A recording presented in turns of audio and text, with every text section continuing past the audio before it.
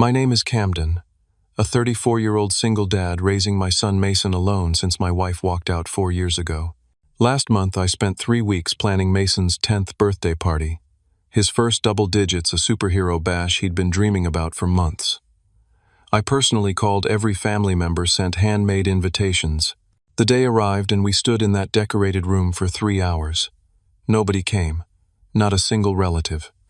Mason's eyes when he asked, "What's wrong with me?" Dad gutted me. Then a week later, Mom texted not to apologize but with a demand that shattered what little faith I had left. Hey folks, before I dive deeper into this story, drop a comment letting me know where you're watching from. If you've ever dealt with family disappointment, hit that subscribe button. We're building a community of people who understand what it's like to rebuild after betrayal. Growing up in suburban Chicago, I was always the invisible middle child in my family. My mother, Patricia, made it clear from early on that my sister Amanda was the golden child destined for greatness while I was just two there. Our modest 2-story house in Elmwood Park became the stage for countless examples of my mother's blatant favoritism. When Amanda got straight, as we'd go out for dinner at her favorite restaurant. When I achieved the same, I'd get a quick good job before the conversation returned to Amanda's latest accomplishment. My father, Thomas, was the buffer between my mother's cold indifference and my growing sense of inadequacy. He wasn't perfect, but he made sure to catch my baseball games and helped with science projects, creating pockets of normalcy in our dysfunctional family dynamic. But when I was 15, Dad suffered a massive heart attack while on a business trip to Detroit. He died alone in a hotel room, and our family was never the same. After Dad's death, Mom's favoritism toward Amanda became even more pronounced. The college fund Dad had been building for me mysteriously dwindled, redirected to Amanda's more promising future. I worked 2 jobs throughout high school, stocking shelves at the local grocery store and delivering newspapers at dawn just to save enough for community college. Meanwhile, Amanda attended an expensive private university, with all expenses covered. By the time I turned 18, I'd saved just enough to move out and enroll in the architectural design program at Illinois State. Those first months away from home were like learning to breathe again. No more walking on eggshells, no more being the perpetual disappointment. I threw myself into my studies, worked part-time at the campus bookstore, and slowly built a life separate from my family's toxicity. During my sophomore year, I met Alicia in a design theory class. She was brilliant, creative, and seemed to see something in me that even I couldn't recognize at the time. We became study partners, then friends, and eventually fell into a relationship that felt like coming home. She believed in my talent when I doubted myself, pushed me to apply for competitive internships, and celebrated every small victory as if it were monumental. After graduation, we both landed entry-level positions at different architectural firms in Chicago. We rented a tiny apartment with a leaky faucet and mismatched furniture, but it was ours. I proposed to Alicia on the shores of Lake Michigan on a snowy December evening, having saved for 6 months to buy a modest diamond ring. She said yes before I even finished asking. During those early years of marriage, I made sporadic attempts to rebuild my relationship with my mother and sister. Each holiday gathering or occasional dinner left me emotionally drained, with Alicia whispering reassurances on the drive home. "They're missing out on knowing the incredible person you are," she'd say, squeezing my hand across the console. I believed her mostly. When Alicia told me she was pregnant, the joy was indescribable. I called my mother immediately, hoping this grandchild might finally bridge the chasm between us. Her response, "Oh, that's nice. Did Amanda tell you she got promoted to senior management?" I hung up and promised my unborn child they would never feel the sting of conditional love. Mason arrived on a rainy Tuesday in April, 7 pounds 6 ounces of pure perfection. Holding him in my arms, I made a silent vow to break the cycle of emotional neglect I'd grown up with. This tiny human would know without doubt that he was loved, valued, and enough exactly as he was. For the first few years, Alicia and I created the family environment I'd always yearned for. Our modest home was filled with laughter, encouragement, and genuine affection. I took countless photos documenting every milestone, determined that Mason would have tangible proof of a childhood filled with love. I continued inviting my mother and sister to important events: Mason's christening, his first birthday, preschool graduation. Sometimes they'd show up for 20 minutes, make a cursory appearance, and leave early. More often they'd cancel last minute or simply not respond.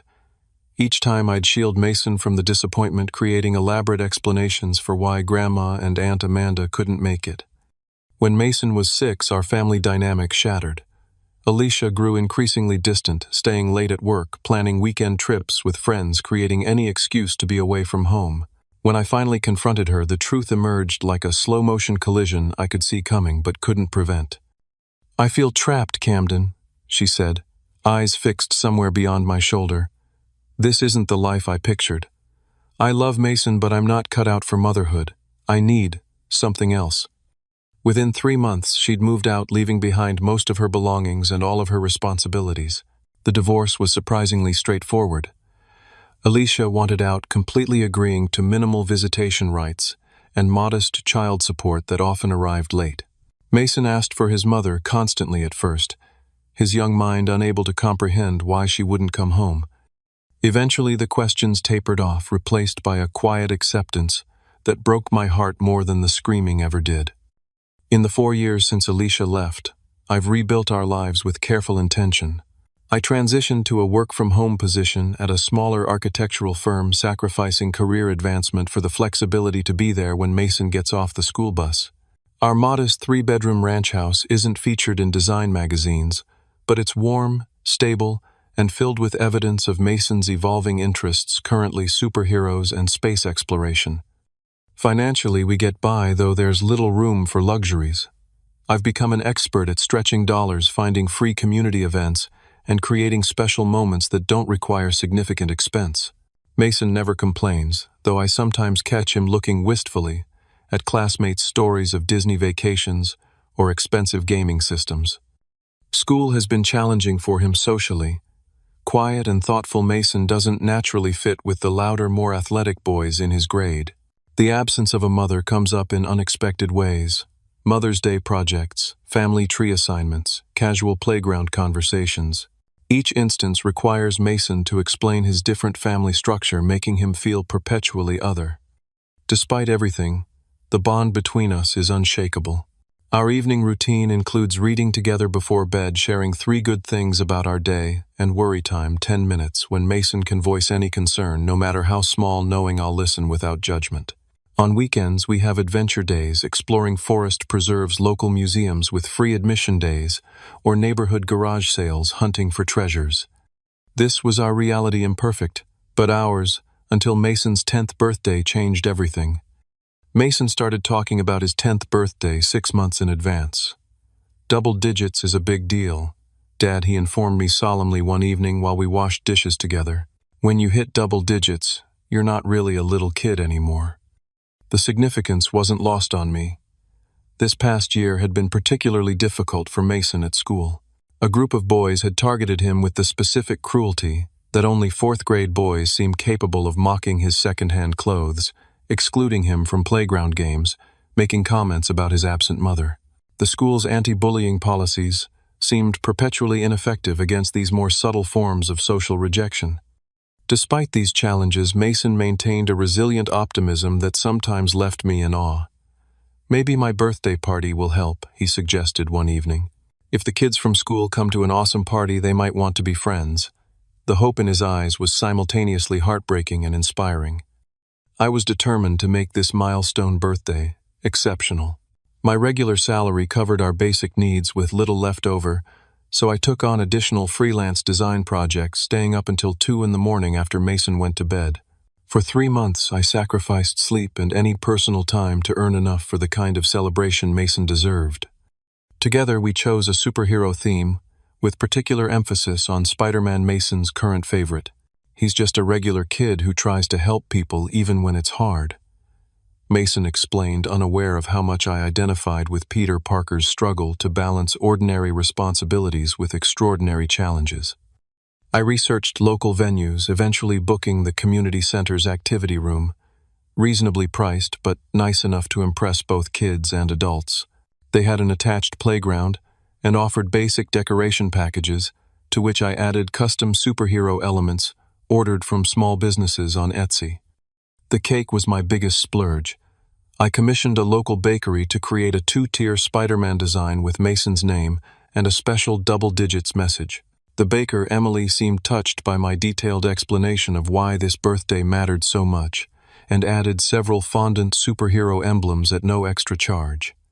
For activities, I planned a superhero training camp with different stations, an obstacle course for agility training, a craft table for making superhero masks, and a super strength area with safe, silly strength challenges. I found inexpensive superhero capes online and ordered enough for every expected guest to take one home. Mason's role in the preparations became his after-school project. He spent hours crafting handmade invitations for his classmates, carefully writing each name in his best handwriting, adding stickers and drawings personalized to each recipient's interests. Watching him invest such care into invitations for children who had been unkind made my throat tight with emotion. For family invitations, I took a different approach. Experience had taught me that written invitations were too easily ignored, so I personally called each family member my mother, sister, 2 aunts, an uncle, and 3 cousins who lived within driving distance. I explained the significance of this birthday, emphasized how much their presence would mean to Mason, and received varying degrees of non-committal responses. "I'll have to check my schedule," my mother said, distracted. "Amanda and Richard are taking Rebecca college shopping that weekend, so I might be helping with that." "Mom, I'm giving you 6 weeks' notice," I said, trying to keep frustration from my voice. "This is really important to Mason." "Don't be dramatic, Camden," she replied with the dismissive tone I knew too well. "It's just a birthday. There will be others, but I'll try to stop by if I can." My sister was even less encouraging. "A kid's birthday party really isn't my thing," Amanda said, "and weekend time with Rebecca is precious now that she's finishing high school. But maybe we'll swing by for cake or something." Each conversation left me with a familiar hollow feeling, but I pushed aside my own disappointment to focus on Mason's excitement. "Grandma said she'll try to make it," I told him, hating the necessary omissions and softening of their indifference. As the party date approached, I sent reminder texts to both family and the parents of Mason's classmates. From the school parents, I received several polite regrets and about 8 tentative acceptances. From family, silence or vague messages that set my anxiety simmering. The day before the party, my friend Marcus came over to help transport decorations and supplies to the community center. Marcus had been my roommate in college and remained one of the few constants in my life. Divorced himself, and without children, he had become Uncle Marcus to Mason, showing up for school performances and baseball games, when biological family did not. "You're going all out, man," Marcus commented, as we loaded bags of decorations into his SUV. "This looks amazing." "He deserves it," I said, simply checking my phone again for any family confirmations. Nothing.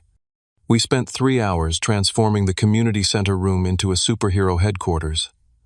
Blue and red streamers created a web-like pattern across the ceiling. Posters of various superheroes adorned the walls with a special "Happy Birthday Mason" banner across the main wall. The craft table was meticulously organized with markers, glue glitter, and pre-cut mask templates. The obstacle course was assembled with tunnels, balance beams, and soft hurdles. Everything was perfect. That night I could barely sleep, alternating between excitement for Mason's joy and anxiety about attendance. Around 3 in the morning, I sent one final group text to my family, "Really hoping to see you all tomorrow. Starts at 2 p.m. Mason is so excited."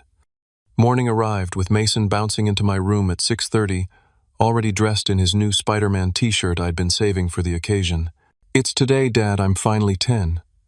His face was alight with anticipation, eyes bright with the uncomplicated joy children have before life teaches them to expect disappointment.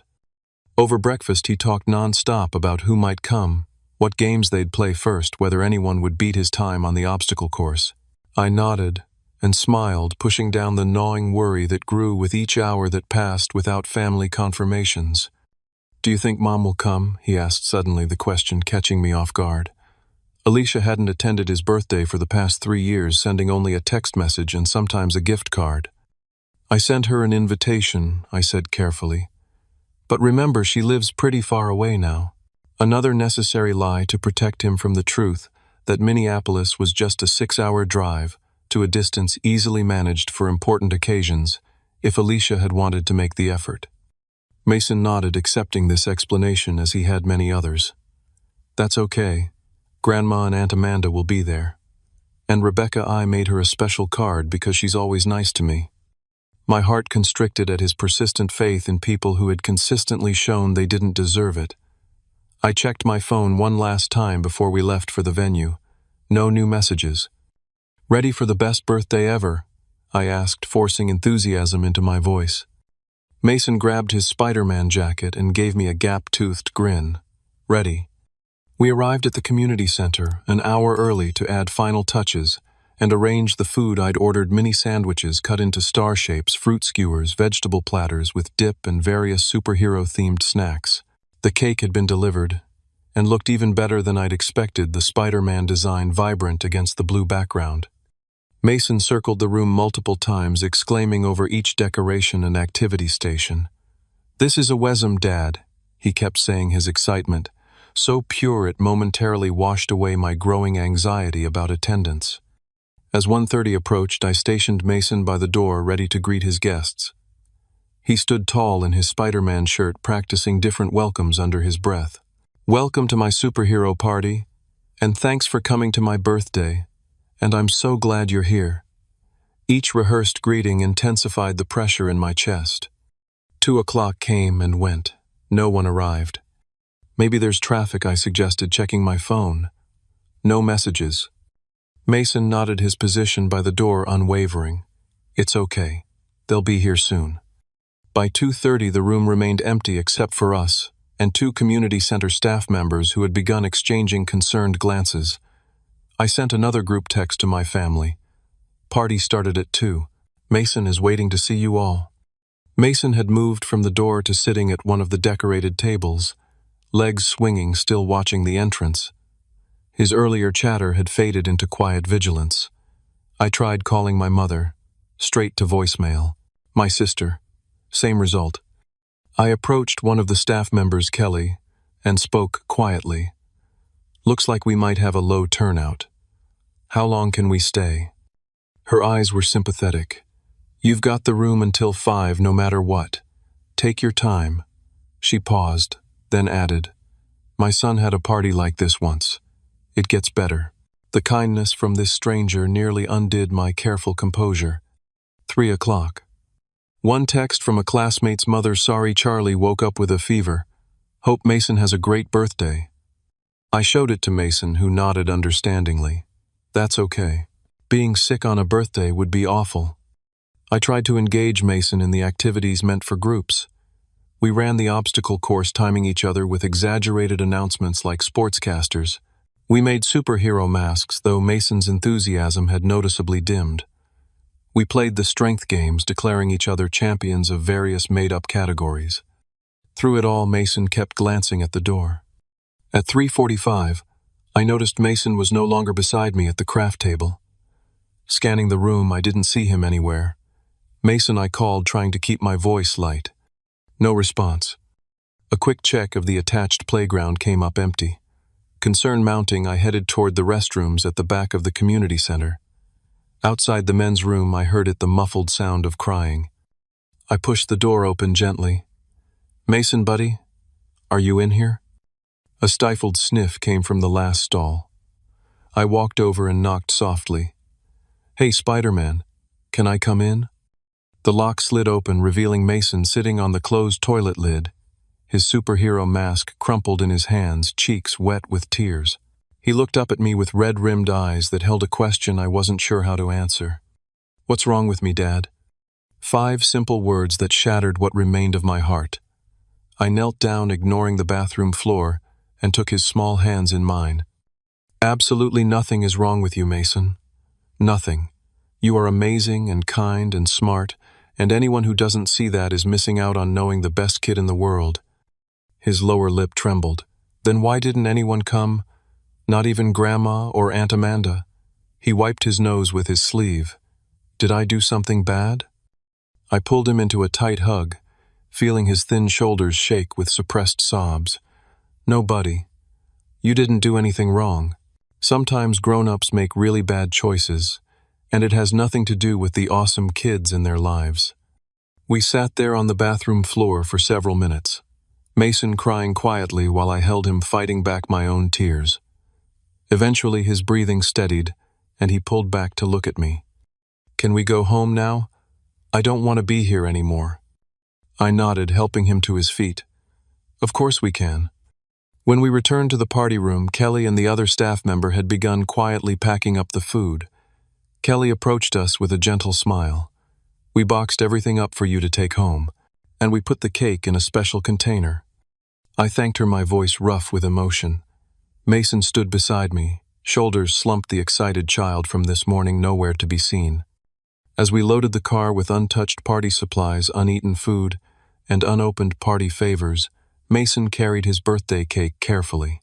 The once exciting Spider-Man design now seemed to mock us with its cheerful colors and happy birthday message that no one had been present to sing. The drive home was filled with a silence so heavy it seemed to press against the windows. Mason stared out at passing neighborhoods, still clutching the small gift bag containing the presents I'd wrapped for him, items he'd mentioned wanting throughout the year that I'd carefully set aside money to purchase. My phone remained silent, no missed calls, no belated apologies, no explanations from family members who had once again proven where we ranked in their priorities. As we pulled into our driveway, Mason spoke for the first time since leaving the community center. "Dad, can we just pretend today wasn't my birthday? Maybe try again another day." I gripped the steering wheel until my knuckles whitened, taking a deep breath to steady my voice. "If that's what you want, buddy, that's what we'll do. But first, let's have some of that awesome cake. It's too good to waste." Mason gave me a small, sad smile that didn't reach his eyes. "Okay." We carried the remnants of the failed celebration into the house. I set the cake on the kitchen table and found a match to light the number 10 candle. "Make a wish," I said, softly. Mason closed his eyes for a long moment, then blew out the candle with a determination that squeezed my chest. "What did you wish for?" I asked, though I never usually did.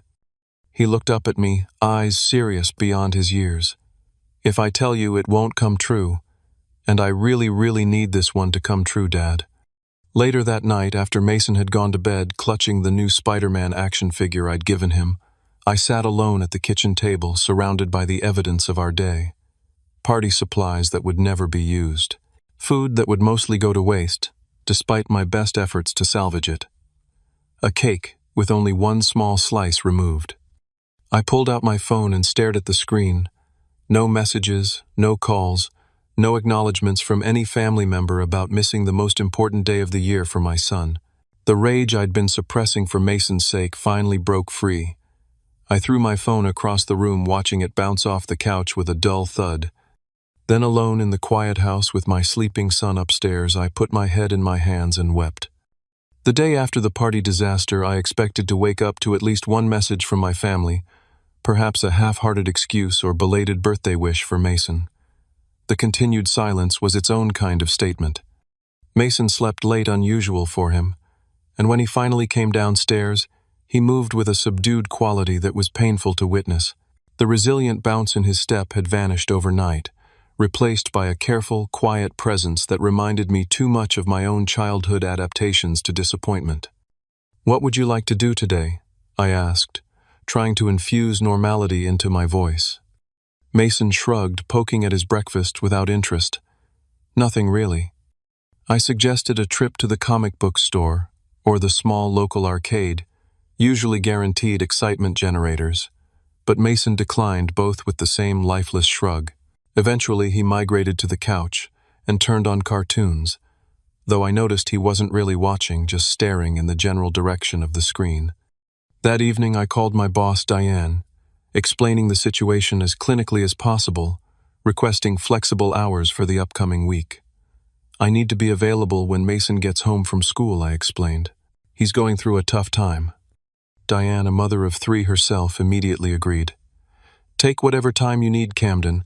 Your designs are always on deadline, and you can work those hours whenever works for your family." The next day at work, my colleague Brenda noticed my distraction and invited me to lunch.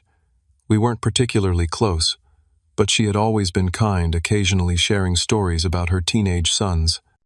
Over sandwiches at a nearby deli, the whole story spilled out: the careful planning, the no-shows, Mason's heartbroken question in the bathroom. To my embarrassment, my voice cracked several times during the telling. Brenda listened without interruption, her expression shifting from surprise to anger on our behalf. When I finished, she reached across the table and squeezed my hand briefly. "My youngest, Tyler, is in 5th grade at Oak Ridge Elementary," she said. "They have an excellent school counselor there, Dr. Mitchell. He helped Tyler through some tough bullying last year. Maybe he could talk with Mason." That afternoon, I called Dr. Mitchell's office and briefly explained our situation. He offered Mason an appointment for the following day, rearranging his schedule when he heard the urgency in my voice. Mason was initially reluctant. "I'm not a baby, Dad. I don't need to talk to a doctor about my feelings.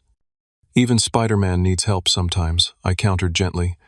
"That's why he has the Avengers, right? Everyone needs backup, even superheroes, even dads." This logic seemed to reach him, and he agreed to one session just to try it. Dr. Mitchell turned out to be exactly what Mason needed: a calm, grandfatherly man who spoke to him with genuine respect rather than condescension.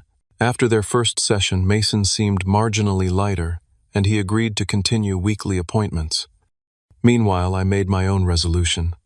Sitting alone late one night after Mason was asleep, I wrote out a list of hard truths I could no longer ignore. 1. My family would never be the supportive network Mason deserved. 2. Continuing to expose him to their indifference was a form of harm. 3. We needed to create our own traditions and support system. 4. It was time to establish firm boundaries to protect us both. The next morning, I deleted my mother and sister from my phone contacts, removed them from social media, and began researching local family activities where Mason might connect with other kids. I discovered a Saturday morning comic book club at the library and a community center program called Adventure Buddies for children of single parents. Mason's teacher, Miss Reynolds, was incredibly supportive when I explained the situation during our parent-teacher conference that week. "Social rejection is particularly difficult for children Mason's age," she acknowledged. "But I've noticed him connecting with Jake Sullivan recently. They share an interest in science and comic books. Would you be open to me seating them together for our next project?" This intentional pairing proved transformative. Jake and Mason quickly became inseparable at school.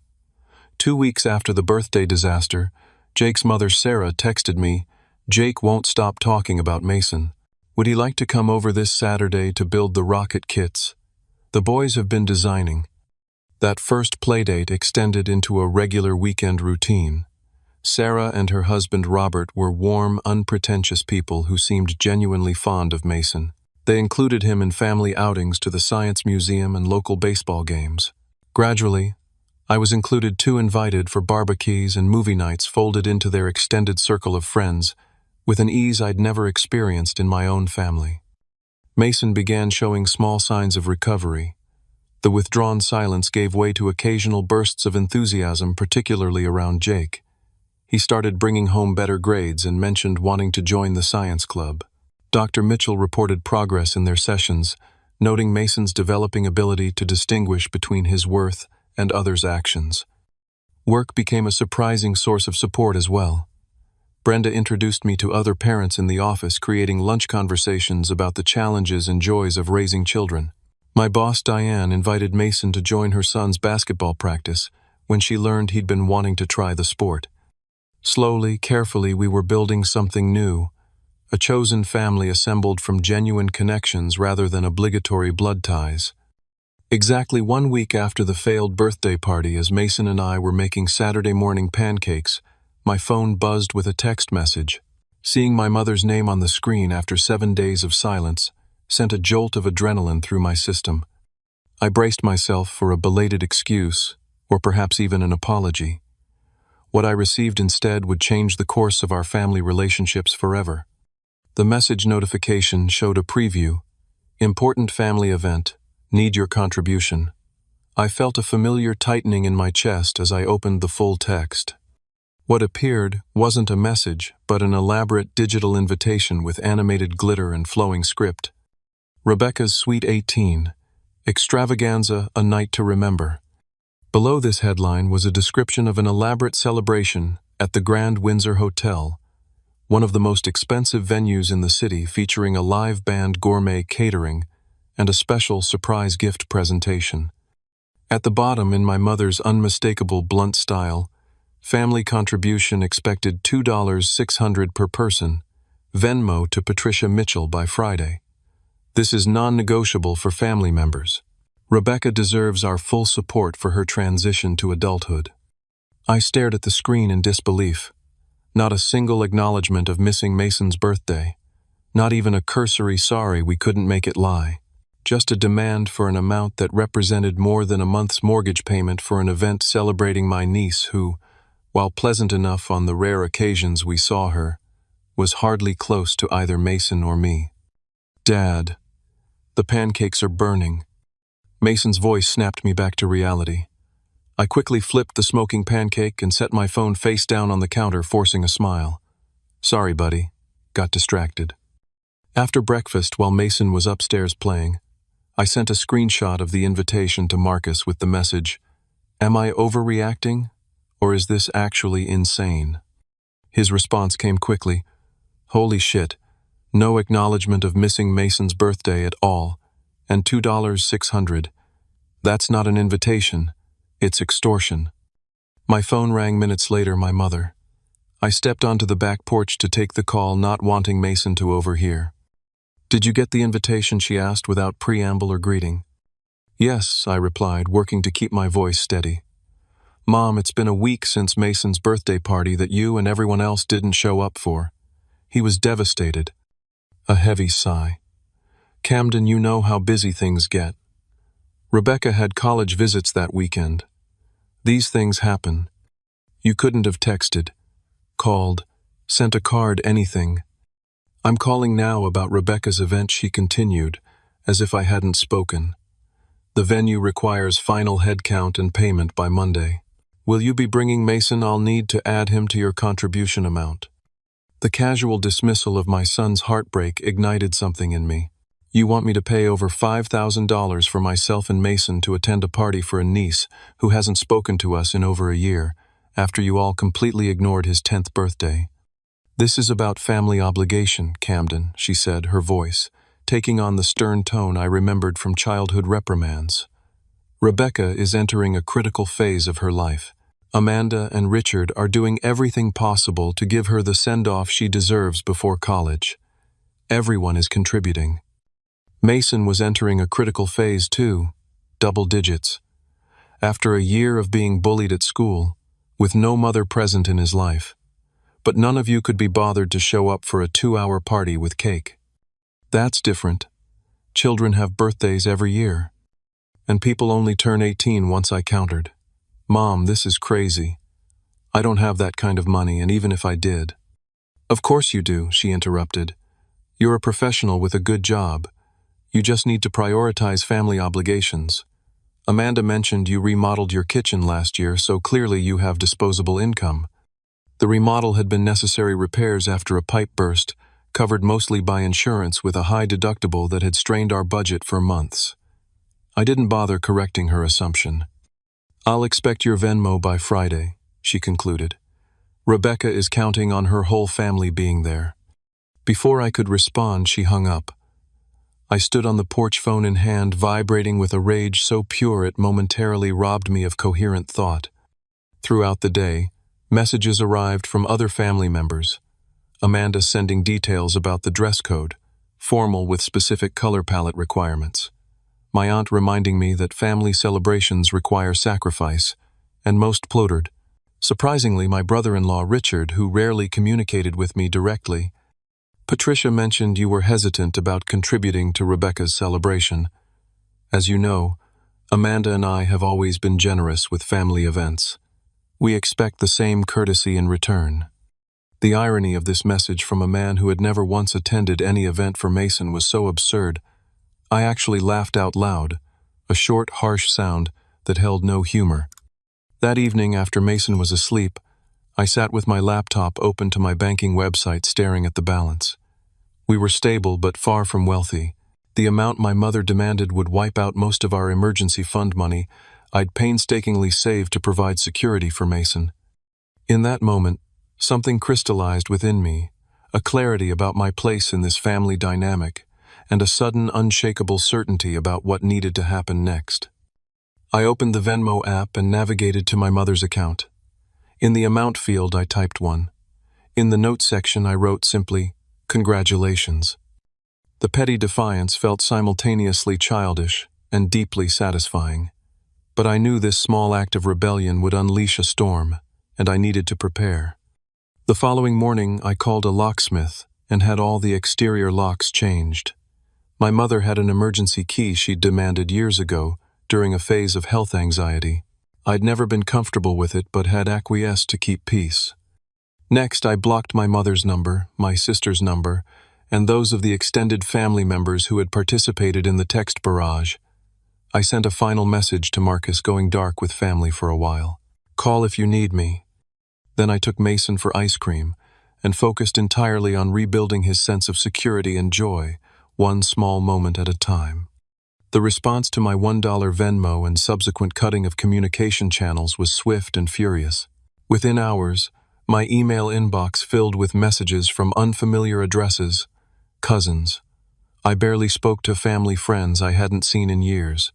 Even my mother's bridge club members, all expressing variations of outrage about my Point family friends. Disrespect and selfishness. Most messages referenced how my actions were hurting Rebecca, though I doubted my 18-year-old niece was particularly invested in my attendance at her elaborate party. More likely, the absence of my contribution was the actual concern. Following Marcus's advice, I didn't respond to any messages but saved them all to a dedicated folder. Document everything he'd texted when I called to give him an update. If they escalate further, you might need evidence of harassment. I hoped it wouldn't come to that, but Monday morning proved Marcus's caution warranted.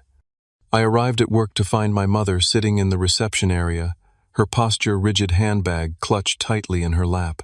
My stomach dropped at the sight of her. This was a line she'd never crossed before bringing family drama into my professional space. "Camden," she said loudly as I walked through the door, drawing the attention of the receptionist and several colleagues passing through the lobby. "We need to talk about your behavior." I kept my voice low. "This is my workplace. I'm not having this conversation here." "You've left me no choice," she replied, her voice carrying. "You've blocked my calls and changed your locks after sending that insulting Venmo. What kind of son treats his mother this way?" People were openly staring now. I felt my face grow hot with embarrassment and anger. "Mom, please. This isn't appropriate." "What's not appropriate is abandoning your family obligations," she continued, standing now. "Rebecca is devastated that her uncle is refusing to attend her celebration.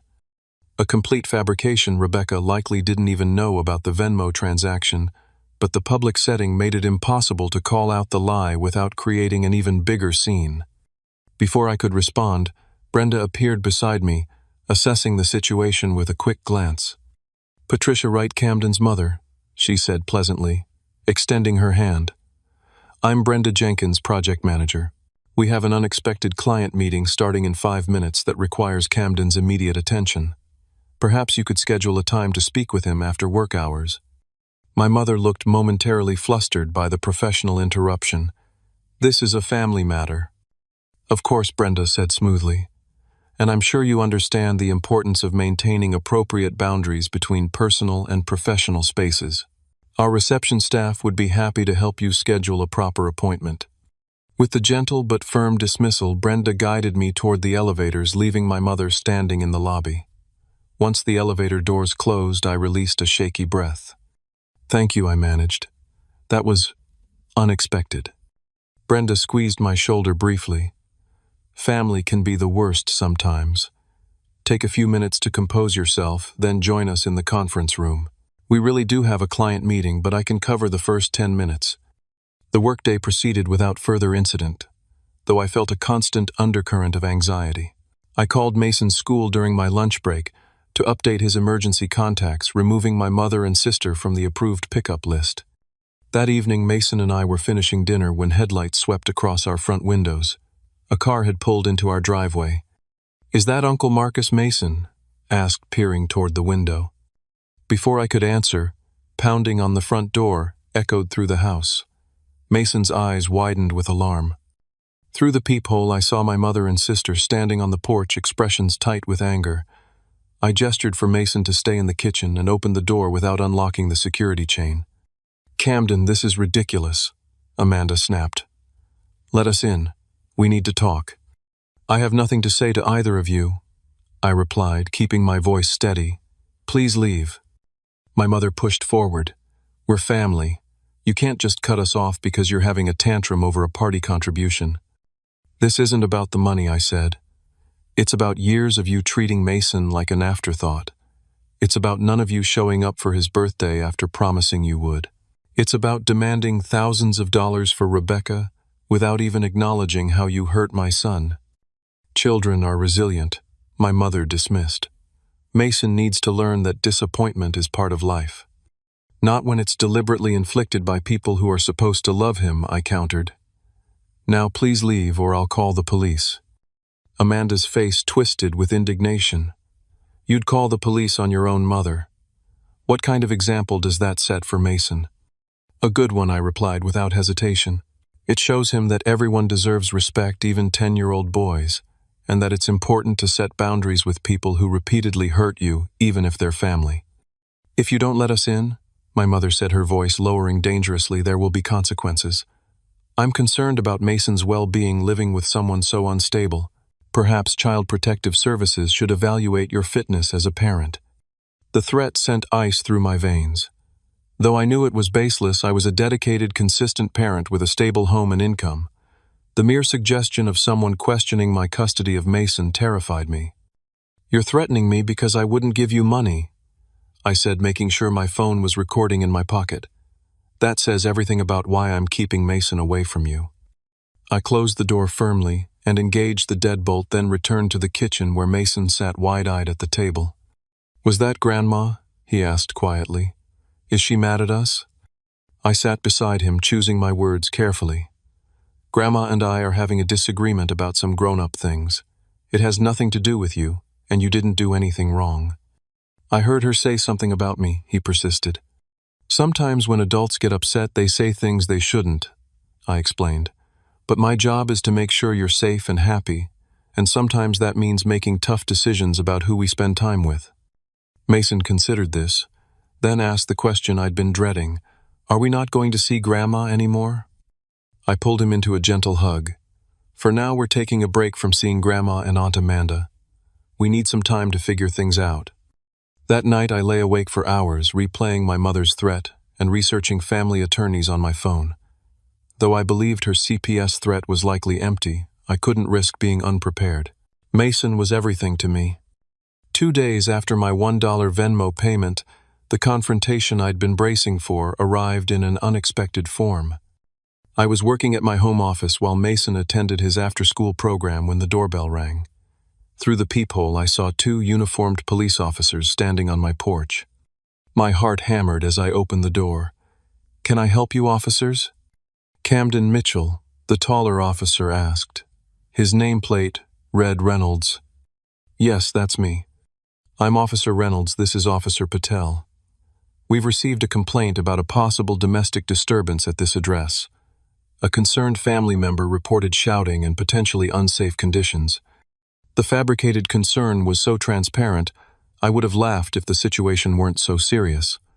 "That's completely false," I said calmly. "May I ask which family member made this report?" Officer Reynolds consulted his notepad. "A Patricia Mitchell called it in. She identified herself as your mother and said she's concerned about her grandson's welfare." I took a deep breath. "Officers, I'd like to show you something if that's all right." I invited them inside and provided documentation of the recent events, to screenshots of the birthday party invitations, sent to family photos of the empty party venue, the outrageous $2,600 demand, and finally recordings of my mother and sister's threats on my porch. Officer Reynolds reviewed everything carefully, his expression growing increasingly skeptical of the complaint. "So, this appears to be retaliation for not providing money for another family event." "Yes," I confirmed. My son is currently at his after-school program where he goes every day. He's well cared for, excelling in school, and sees a therapist regularly to help with some social challenges. I can provide his doctor's contact information if needed. Officer Patel nodded, making notes. That won't be necessary. This appears to be a family dispute rather than a welfare concern. We see this kind of thing more often than you'd think. Officer Reynolds added, his tone softening.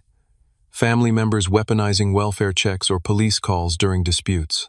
I'd recommend documenting everything and considering a restraining order if the harassment continues. After the officers left, I sank onto the couch, shaking with delayed reaction to the encounter. The escalation to involving police represented a crossing of boundaries I couldn't ignore. I called Marcus, who arrived 30 minutes later with takeout food and practical advice. You need legal help, he said firmly. This isn't something you should navigate alone. He was right. The time for hoping my family would recognize their harmful behavior had passed. Now I needed to protect Mason and myself with every legal tool available. The morning after the police visit, I contacted Timothy Bennett, a family law attorney recommended by one of Brenda's friends. I explained the situation as clinically as possible, providing the documentation I'd gathered and emphasizing my primary concern, protecting Mason from both emotional harm and any potential custody challenges, however baseless. From what you've described, you have nothing to worry about regarding custody, Timothy assured me after reviewing the evidence.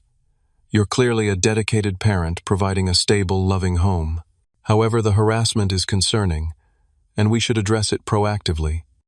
On his advice, I filed for a temporary restraining order against my mother and sister, citing the escalating pattern of harassment culminating in the false police report. The documentation was thorough texts, emails, recordings, and statements from witnesses like Brenda who had observed my mother's workplace ambush. The judge granted the temporary order, scheduling a hearing for the permanent order in 3 weeks. The legal process was stressful, but necessary, providing an official barrier between my toxic family members and the peaceful life I was trying to rebuild with Mason. With this protection in place, I focused entirely on strengthening the positive relationships we were developing. Jake and his parents, Sarah and Robert, became regular fixtures in our lives. Sunday dinners at their home evolved into a weekly tradition, expanding to include other families from the boys' school and creating an informal support network.